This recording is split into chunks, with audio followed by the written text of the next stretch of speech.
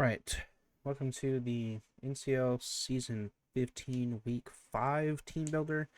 Uh, I did not get around to posting a Week 4 battle.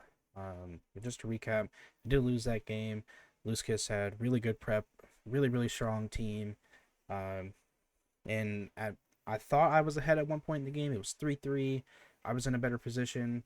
But they brought a really good Roaring Moon set that uh, trapped my Hippowdon in with Jawlock, and then set up Infinite Dragon Dances because I couldn't do anything. He had Taunt on the Roaring Moon, so I couldn't Whirlwind, couldn't Slack Off, couldn't Toxic, couldn't do anything. Um, so yeah, really good set from Kiss. Ended up securing the game for him 3-0. At this point, we are 2-2. I honestly don't know my differential. I'm not really worried about it. Really, the only thing that I'm concerned with is winning. Um, so yeah, I am recovering from being sick. Uh, I was super sick during my game with Kiss, and that shit really sucked.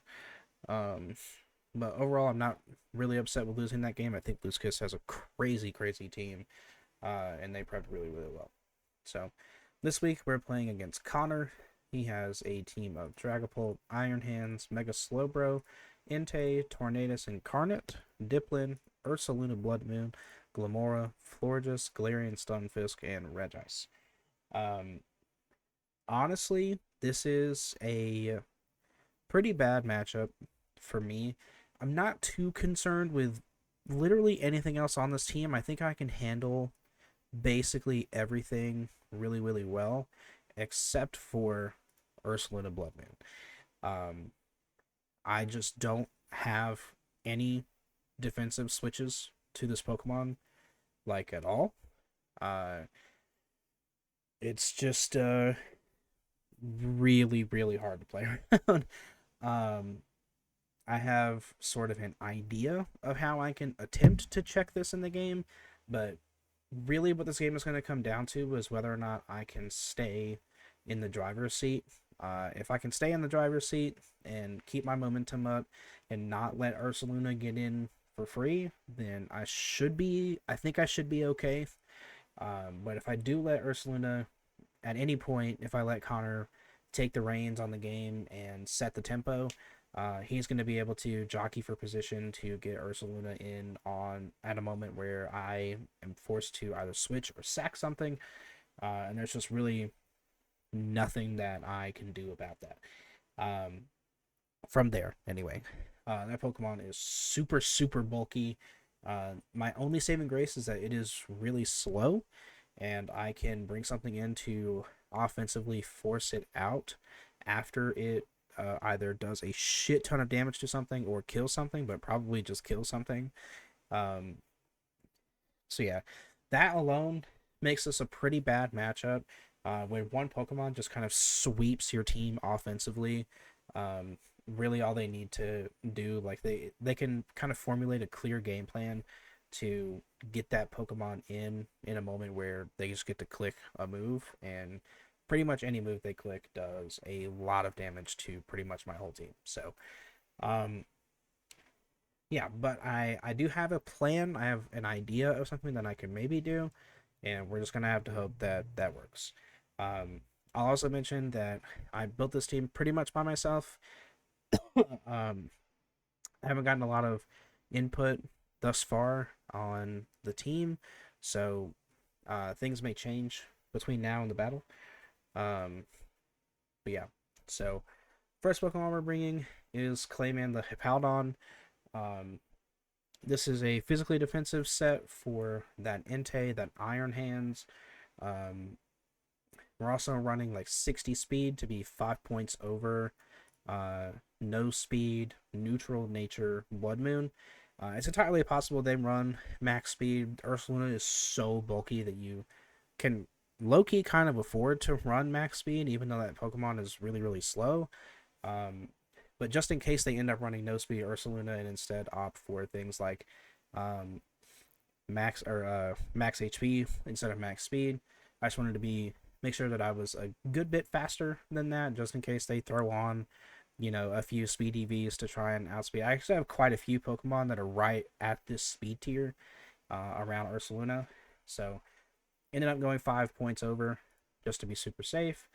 I think that should be enough. But yeah, just the standard Earthquake, Stealth Rock, Slack Off, and Whirlwind, just in case Ursaluna starts setting up Calm Minds.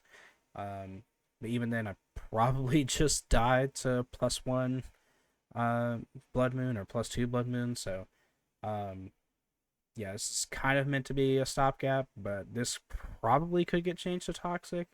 Um, but the idea was to kind of, if Blood Moon starts setting up Calm Minds, to get it out of there. Um, Next up, we have Mega Sceptile, bringing the Shed Tail this week for the first time. I think there is a little bit of room for Palafin to maybe set up behind a substitute and start clicking, some moves. But yeah, so that's really all the thought process is behind that.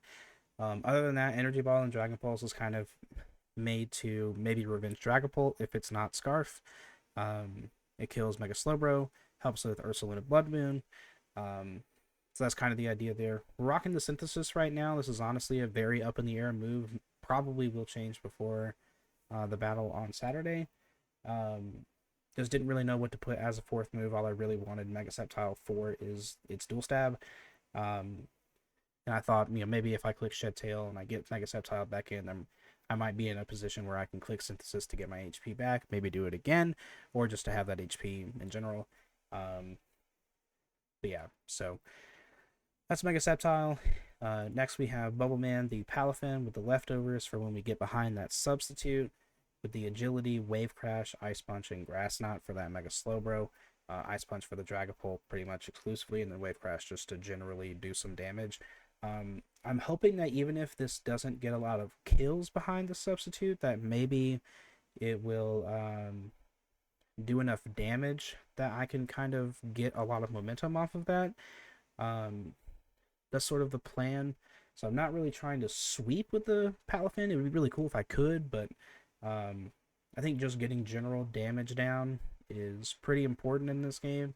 Kind of put myself in the driver's seat as much as I can.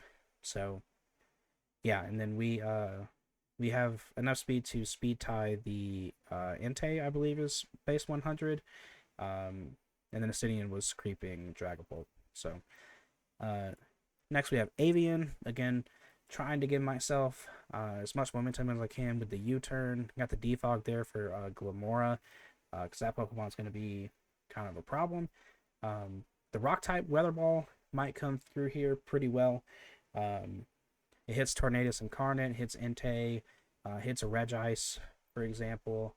So hoping the rock type Weather Ball comes through with and also just the general Bleak Wind Storm for that. And the next up is Speen, rocking another AV max specially defensive set. Again, trying to be 5 points faster than Ursaluna Blood Moon with Moonblast, Earth Power, Body Press, Power Gem. So this is kind of where the idea comes together, is that Clayman sets the sand, this time with a Smooth Rock, to make sand last as long as possible, so that if I end up in a situation where Ursaluna is in and gets to click a move, that I can switch into Speen, who will have a defense boost or a special defense boost from the sand, and take about 29% minimum from Earth Power.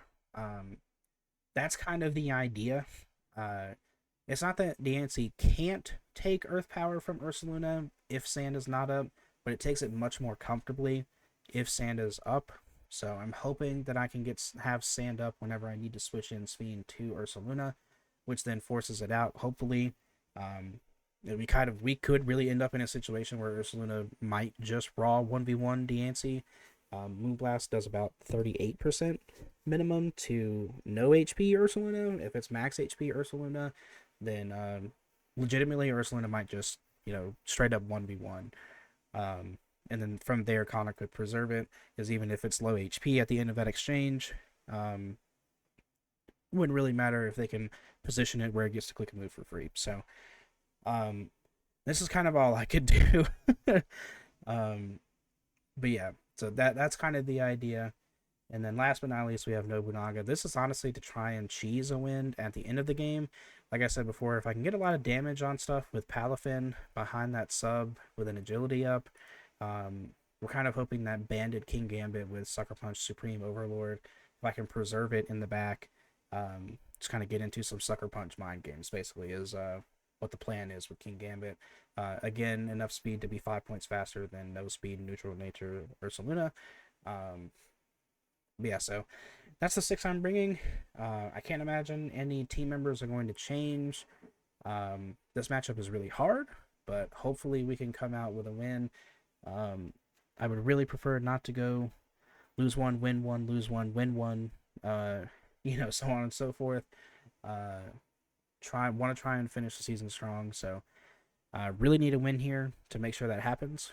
But yeah, that's going to be it for me. And I will see you guys after the battle on Saturday.